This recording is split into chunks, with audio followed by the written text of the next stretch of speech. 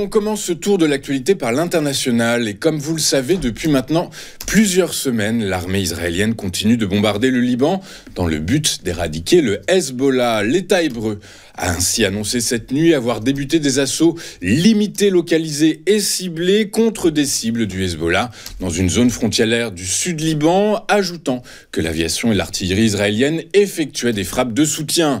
Sud Liban, où en raison de l'intensité des combats, l'ONU a annoncé que les casques bleus déployés dans le sud du Liban ne pouvaient plus patrouiller. Je vous rappelle qu'actuellement, il y a 10 000 hommes sous commandement espagnol, dont des Français et une dizaine d'autres nationalités. Au Japon, l'hypothèse d'un durcissement de la politique monétaire et budgétaire s'envole. En effet, la production industrielle nippone a diminué plus que prévu en août, les incertitudes sur l'économie mondiale assombrissant encore davantage les perspectives du secteur manufacturier du pays. La production industrielle a donc chuté de 3,3% le mois dernier par rapport au mois précédent, selon des données publiées hier par le gouvernement. Ce chiffre est à comparer à une baisse de 0,9% attendue par le consensus, à une hausse de 3,1% mesurée en juillet. Pour les experts, le ralentissement de l'économie mondiale et les hausses de taux de la Banque du Japon ont poussé les entreprises à épargner plutôt qu'à dépenser. La Banque centrale européenne est plus confiante quant au fait que l'inflation va se stabiliser à son objectif après une série de publications de données récentes et en tiendra compte lors de sa prochaine définition de politique, a déclaré hier sa présidente Christine Lagarde. Ces chiffres sur l'inflation et les enquêtes indiquant que l'économie est en difficulté ont renforcé les attentes des investisseurs et des financiers, selon lesquels la BCE abaissera son taux directeur lors de sa prochaine réunion du 17 octobre après l'avoir abaissé, je vous le rappelle, une deuxième fois plus tôt ce mois-ci. Toujours au sujet de la hausse des prix, l'inflation allemande a encore baissé en septembre en dessous de l'objectif de 2% fixé par la Banque centrale européenne, augmentant ainsi la pression en faveur d'une baisse consécutive des taux d'intérêt lors de sa prochaine réunion. Les prix à la consommation ont donc augmenté de 1,6% par rapport à septembre 2017 contre 1,9% en août, a annoncé lundi l'Office allemand des statistiques d'Estatis.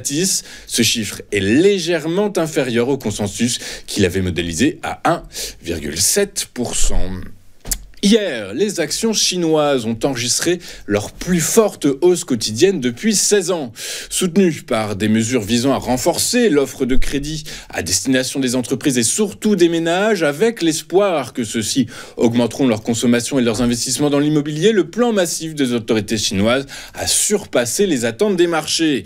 Et c'est toutes les places financières asiatiques qui ont tiré parti de ces mesures de relance. En effet, selon la Banque centrale de Malaisie, la monnaie locale est devenue la plus performante de la région cette année, visant sa meilleure performance depuis l'exercice 2017. Enfin, en France, aujourd'hui, le nouveau Premier ministre Michel Barnier va prononcer dans l'après-midi sa déclaration de politique générale à l'Assemblée nationale. Un exercice qui s'annonce périlleux tant l'hémicycle est divisé. Preuve en est, Michel Barnier ne sollicitera pas de vote de confiance à l'issue de son discours de politique générale.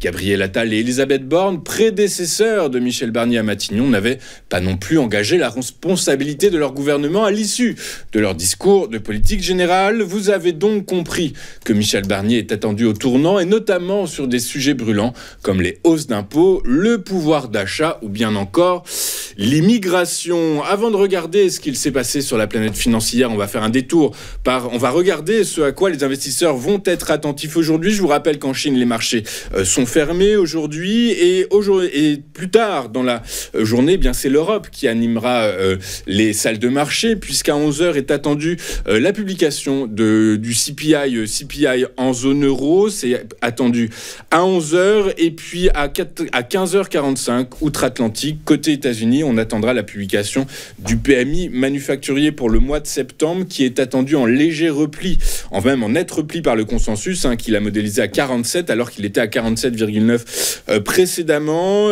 Tout comme on sera attentif à 16h à la publication de l'indice PMI manufacturier de l'ISM, cette fois-ci modélisé là en hausse. Allez savoir pourquoi. Toujours est-il qu'il est attendu à 47,6 par le consensus alors qu'il était de 47,2 pour le mois précédent. Sur les places boursières européennes hier, elles ont toutes clôturé dans le vert, impactées très négativement par le triple profit warning de constructeurs automobiles. Je pense évidemment à Stellantis, Volkswagen et Aston Martin. Stellantis qui a des doutes quant à la bonne visibilité de son marché, notamment sur le marché nord-américain. Du coup, par la force des choses, elle a revu à la baisse son niveau de marge opérationnelle pour l'exercice. C'est toute la cote qui a été pénalisée.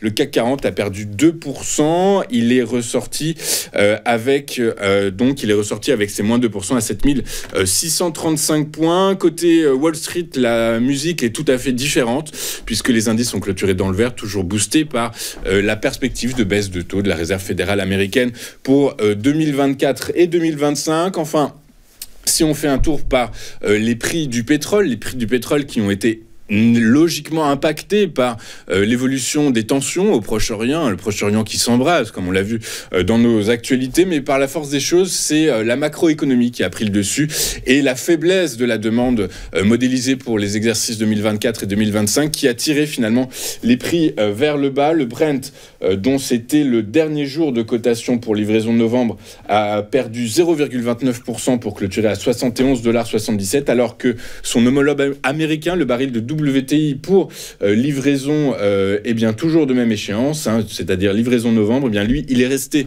totalement à l'équilibre. Il a symboliquement reculé de 0,01% pour clôturer donc à 68,17 $ l'unité. Voilà, cette édition est terminée. J'ai été ravi de vous accompagner tout au long en cette courte matinée. Je vous rappelle que vous pouvez retrouver les différentes interviews de nos experts sur notre site internet tvfmedia.fr ou sur notre chaîne YouTube TV Finance.